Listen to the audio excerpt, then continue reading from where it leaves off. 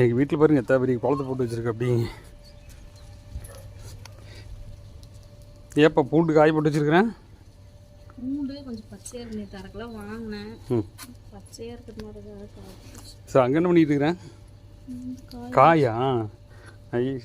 இங்கே பாருங்க அந்த பூ உடஞ்சி போச்சு. அட என்னாச்சு? அந்த பூ தான் நல்லா இருந்துச்சு, அது உடஞ்சி போச்சா? இருக்கு இன்னும் நிறைய தான், நிறைய இருக்குது.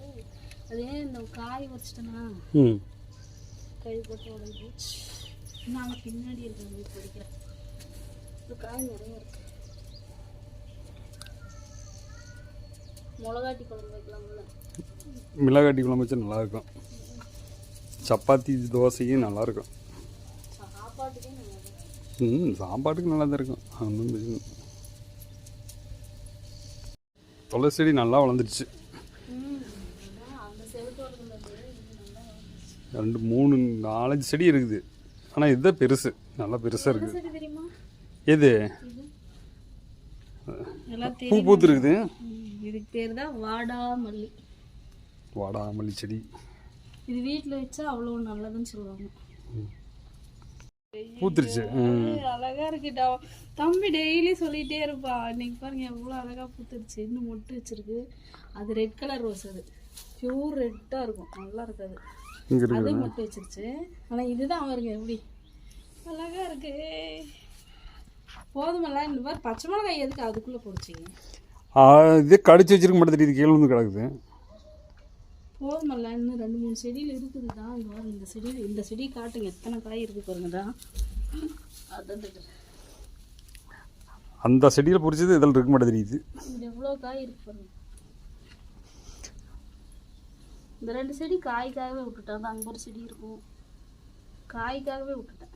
கீரை பொறிச்சிட்டு அப்படியே விட்டுட்டேன். பீக்கங்க 3 காய் இருக்குது. இங்கே ஒன்று இருக்குது.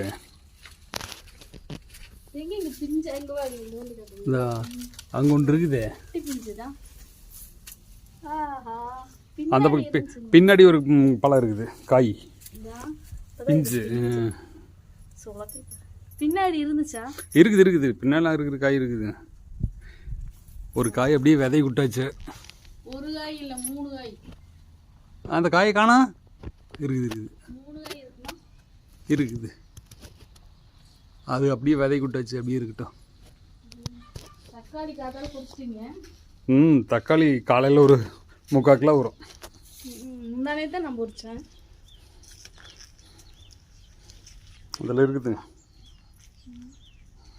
இந்த பழம் சாப்பிட அவ்வளோ சூப்பராக இருக்குதுங்க. காலையில் தான் தக்காளி இருந்துச்சு, பொரிச்சேன்.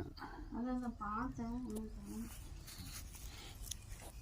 யாரில் இந்த மாதிரி செடி வளர்க்குறீங்க, வீட்டுக்கு பின்னாடி கொஞ்சமான இடம் ஏதாச்சும் இருந்தால் கூட இந்த மாதிரி நம்ம வீட்டு யூஸுக்கு தேவையானதை போட்டு வளர்க்கலாம் இல்லைங்களா?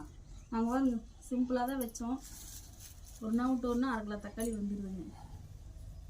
மலை தக்காளி கீரை கடையில் வாங்குறதே இல்லை. ஒரு 10 செடி இருக்குது. ஒரு வாரத்தில் 2 நாள் வந்துடுது கீரை பொரியலுக்காக. அப்புறம் இந்த காய் இந்த மாதிரிலாம் நமக்கு தேவையான சட்னிக்கு தேவைன்னா வந்து 2 பச்சை மிளகாய் பறிச்சுட்டு போதாங்க. ஒவ்வொரு செடியிலையும் பச்சை மிளகா இருக்கும். குட்டி செடி தான் அங்கே வருங்க, பிடிச்சிருச்சு. அந்த மாதிரி நமக்கு வீட்டு யூஸுக்கு தேவையானதை நம்மளே வச்சு இது பண்ணிக்கலாம். இதெல்லாம் வந்து இங்கே வேப்ப மரத்துலேருந்து உழுகிற இலைகள், இலையுதிர் காலம் இல்லையா? சரி, அது எல்லாம் உரம் தானே, அதனால் அப்படியே விட்டுட்டோம். இல்லைன்னா கூட்டியிருப்பேன். அதெல்லாம் உரம் தானே, அதனால் அப்படியே விட்டுட்டேன். இதெல்லாம் செடிக்கு ரொம்ப, இந்த இலையெல்லாம் ரொம்ப சத்து. பாய்.